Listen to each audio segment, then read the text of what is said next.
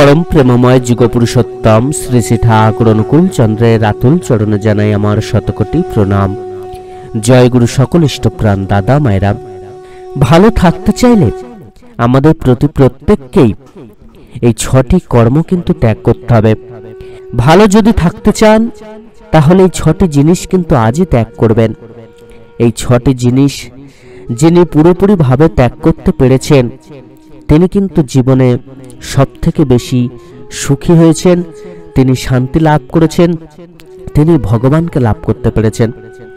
আমরা প্রত্যেকেই ভালো থাকতে চাই, প্রত্যেকেই সুখ ভোগ করতে চাই, কিন্তু আমরা জীবনে এমন এমন কাজ করে বসি, এমন এমন জিনিসকে গ্রহণ করি যেগুলো কিন্তু আমাদের প্রত্যেকের জন্য খুবই ক্ষতিকর। প্রত্যেকের জীবনে দুঃখ নেমে আসে এই জিনিসগুলোর কারণেই। প্রত্যেকের জীবনটা বিভিন্ন সমস্যায় জর্জরিত হয় এই জিনিসগুলোর কারণে। তাই তো আমাদের প্রত্যেকেরই কিন্তু এই ছটি জিনিসকে বর্জন করতে হবে, ত্যাগ করতে হবে। আমরা চাইলে এই সমস্ত জিনিসগুলি ত্যাগ কিন্তু সহজেই করতে পারবো, কিন্তু অনেক সময় আমাদের নিজেদের চাহিদা, নিজেদের কামনা বাসনা এতটাই প্রবল হয়ে যায় যে আমরা আর এগুলোকে ত্যাগ করতে পারি না, যার জন্য সারা জীবন দুঃখ কষ্ট লাভ করে থাকি, যার জন্য আমরা সারা জীবন সমস্যার মধ্যে জর্জরিত হয়ে পড়ি। আমরা আমাদের জীবনকে সুখের করতে, শান্তির করতে, মঙ্গলময় করতে এই ছটি জিনিসকে অতি অবশ্যই ত্যাগ করব। বছরের প্রথম মাস চলছে, এই বছরের প্রথম থেকেই কিন্তু আমরা এই ছটি জিনিসকে বর্জন করব, তাহলে সারা বছর ভালো কাটবে, সারা জীবন ভালো কাটবে। সকল ইষ্টপ্রাণ দাদা মায়েরা, চলুন আমরা প্রত্যেকেই জেনে নিই কোন সেই ছটি জিনিসকে আমাদের বর্জন করতে হবে। সবার প্রথম আমাদের যে জিনিসটি বর্জন করতে হবে সেটি হলো আমাদের অহংকার। আমরা আমাদের অহংকারকে চিরতরে বর্জন করব, অহংকারকে পুরোপুরি মুছে দেব। যত আমাদের জীবনে অহংকার থাকবে ততই কিন্তু আমাদের জীবন দুর্বিষহ হয়ে যাবে। অহংকারকে চিরতরে যত আমরা দূর করতে পারবো ততই কিন্তু আমরা ভালো থাকব। এই অহংকার যত আমাদের বেড়ে যায় ততই কিন্তু আমরা ভুল কর্ম করে থাকি। অহংকারের বশে, দম্ভের বশে আমরা অনেক মারাত্মক কর্ম করি, অনেক মারাত্মক কথা বলে থাকি, যার জন্য অন্যরা হয়তো কষ্ট পান, আর সেই কষ্টের ভাগ কিন্তু আমাদের একসময় দুঃখ হয়ে ফিরে আসে, কষ্ট হয়ে ফিরে আসে। আমরাও কিন্তু সেই কষ্টের ভাগ নিতে থাকি, আমাদের জীবনেও কিন্তু সেই কষ্টের ভাগ বহন করতে হয়। তাই তো অহংকারকে ত্যাগ করতে হবে, আমাদের সর্বদা হৃদয়কে নির্মল রাখতে হবে, অহংকার মুক্ত রেখে সবার প্রতি উদার ভাব রেখে চলতে হবে। দ্বিতীয় যেটি আমাদেরকে বর্জন করতে হবে সেটি হলো আমাদের কু অভ্যাস।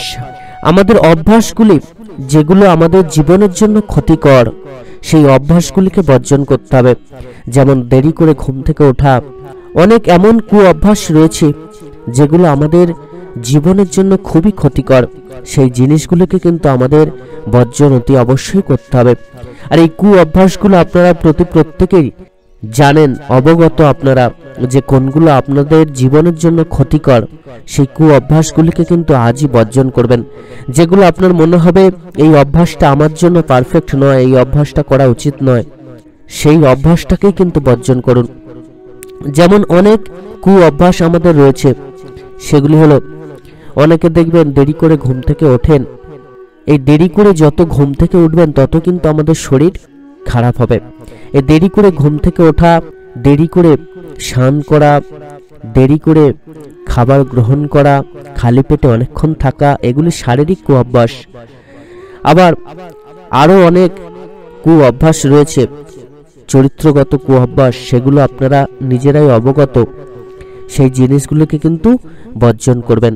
এই শারীরিক কু অভ্যাসগুলো আমাদের শরীরের জন্য ক্ষতিকর, কিন্তু ওই চরিত্রগত কু অভ্যাসগুলো আমাদের সারা জীবনের জন্য ক্ষতিকর। শুধুমাত্র শরীরকে ক্ষতি করে না, আমাদের জীবনকে নষ্ট করে দেয়। তাই ওগুলোকে কিন্তু অতি অবশ্যই বর্জন করতে হবে। 3 নম্বর যে জিনিসটা আমাদেরকে বর্জন করতে হবে সেটি হলো, তৃতীয় যে জিনিসটা আমাদেরকে বর্জন করতে হবে সেটি হলো আমাদের কামনা বাসনা। আমাদের কামনা বাসনা যত আমরা বর্জন করতে পারবো, যত আমরা কন্ট্রোলে রাখতে পারবো, ততই কিন্তু আমাদের জীবনের জন্য মঙ্গল। আমাদের কামনা বাসনা যত বেড়ে যাবে ততই আমাদের জীবন দুর্বিষহ হবে। এই কামনা বাসনাকে তাই কিন্তু কন্ট্রোলের মধ্যে রাখতে হয়। দেখবেন যাদের সংসারে সবথেকে বেশি অশান্তি, সবথেকে বেশি দুঃখ কষ্ট জ্বালা যন্ত্রণা, সেই সংসারে কামনা বাসনা দেখবেন সবথেকে বেশি, অর্থাৎ চাওয়া পাওয়া। আমাদের চাওয়া পাওয়া যত বাড়বে তত আমরা দুঃখ কষ্ট পাবো, এ তো স্বাভাবিক ব্যাপার। এই চাওয়া পাওয়া বা কামনা বাসনাকে তাই তো আমাদের কন্ট্রোলের মধ্যে রাখতে হয়, এগুলোকে বশ করে রাখতে হয়। এগুলিকে সবসময় উঠতে দিলে হবে না, এগুলিকে ধরে রাখার চেষ্টা করতে হয়। কামনা বাসনাকে কন্ট্রোল করে জীবনে যত আমরা চলতে পারবো ততই কিন্তু জীবনটা আমাদের সুন্দর সুমধুর হতে পারবে। 4 নম্বর যে জিনিসটি আমাদেরকে বর্জন করতে হবে সেটি হলো চিন্তা। আমরা জীবনে এত বেশি চিন্তা করি যে দেখবেন আসল কর্মগুলোই আমরা ভুলে যাই। পরম দয়াল যুগপুরুষোত্তম শ্রী শ্রী ঠাকুর অনুকূলচন্দ্র বাণী দিয়েছেন, ভাবছো বসে চলবে কিসে, ভাববার তুমি কে? ভাববার যিনি ভাবছেন তিনি, তুমি ভাবো তাকে।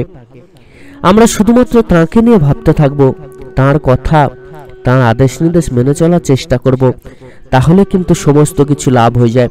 কিন্তু আমাদের জীবনে কি হয়, আমরা প্রচুর চিন্তা করতে থাকি, আর হয়তো এমন কিছু জিনিস নিয়ে চিন্তা করি যেটা কখনোই পূরণ হওয়ার নয়, বা ভাবতে থাকি যে এই জিনিসটা আমি পাবো বা লাভ করব, সেটা হয়তো কখনোই পূরণ হওয়ার নয়, সেই জিনিসটা নিয়ে আমরা ভাবতে থাকি। আবার অনেক সময় এমন চিন্তা করি যার দরুন আমরা ঘাবড়ে যাই। এগুলো কিন্তু আমাদের জীবনের জন্য ক্ষতিকর। দেখবেন এই অতিরিক্ত চিন্তার ফলে আমাদের বুদ্ধি নাশ হয়। যারা বেশি চিন্তা করেন তাদের দেখবেন বুদ্ধি কমে যায়, তাদের কাজ করার ক্ষমতা কমে যায়। যারা বেশি চিন্তা করেন তারা কিন্তু সহজেই যোগ্য হয়ে উঠতে পারেন না, সফলতা লাভ করতে পারেন না। তাই চিন্তা কিন্তু বেশি করলে হবে না, শুধুমাত্র কর্মের দিকে ধ্যান দিতে হবে। আর এই কর্মটা সম্পন্ন করার জন্য যতটুকু চিন্তার দরকার ততটুকু করা উচিত। অতিরিক্ত চিন্তা কিন্তু কখনোই করতে নেই।